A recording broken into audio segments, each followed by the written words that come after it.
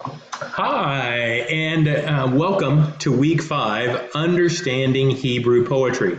Now, as you likely know at this point, this week is Easter week, and yet we have a full schedule on tap. So I would encourage many of you who are involved in festivities or family events this weekend to get an early start, so you're not trying to play catch up on Monday and perhaps be late and take deductions on assignments.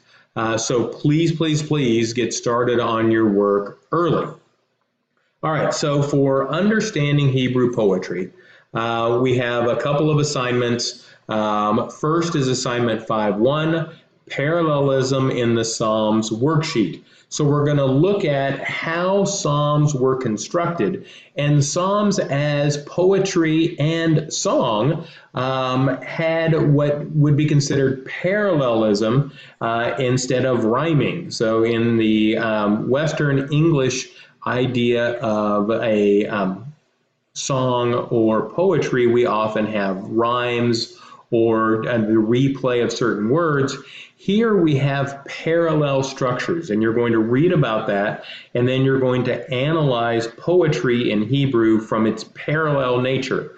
So you're going to create a list of types of parallelism in Psalm 22, and then explain your decisions. This is a worksheet. You should also identify 6 instances of figurative language and 2 instances of inter-psalm connections. That's where one psalm is actually related to one verse is related to a different psalm and a different verse, connections with the other psalms. A worksheet is provided under course resources, and be sure to include a 2 to 3 page paragraph conclusion. Since I stumbled, let me say that again. Be sure to include a 2 to 3 paragraph conclusion discussing your findings and reflecting upon how to apply your findings to the modern church. And I am going to look for application in this conclusion, and if it's not there, I'll be taking deductions. So here we have Psalm 22, verse 2. My God, I cry out by day, but you do not answer. By night, but I find no rest. So there is Hebrew poetry here, and we would want to analyze this as synonymous parallelism. There is synonymous parallelism between the first line and the second line of this verse, day and night. So they're contrasts, but they're synonymous as parallel to essentially tell us all the time. So by day I cry out and you don't answer. By night, but I find no rest.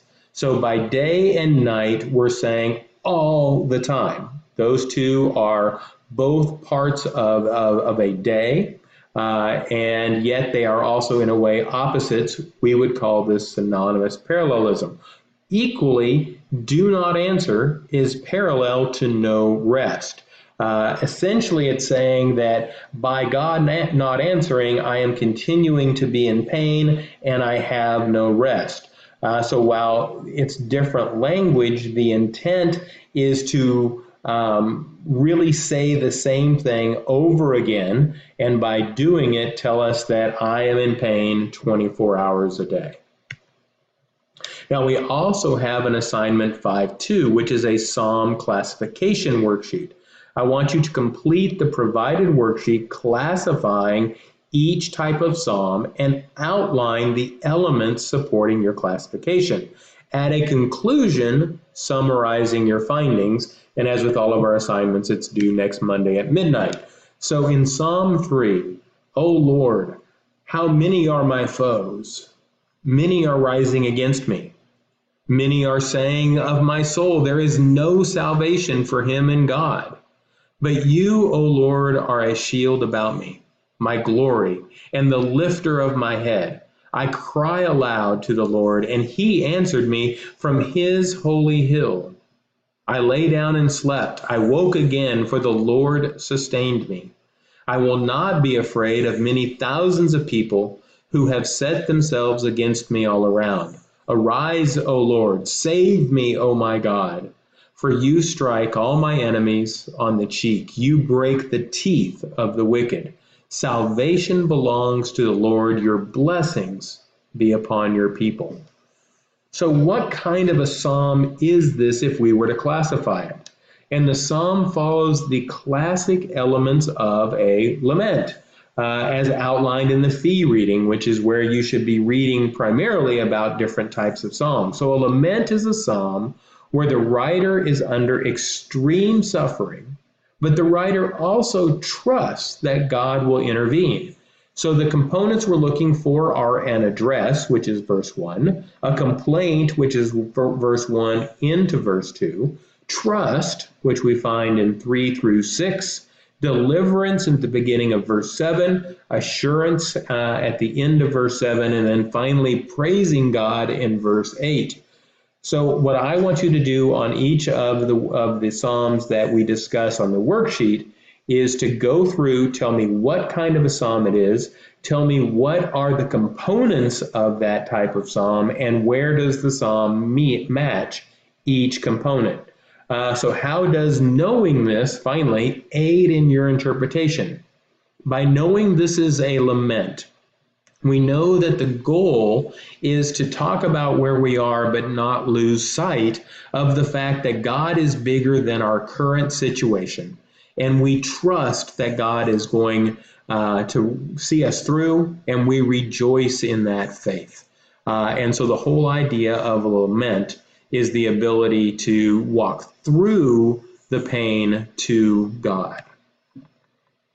Then we have a discussion where I want you to evaluate a modern psalm. And my idea here is to show that, in fact, Christian worship today could be classified as a psalm. So in many ways, Christian contemporary worship songs are examples of modern psalms.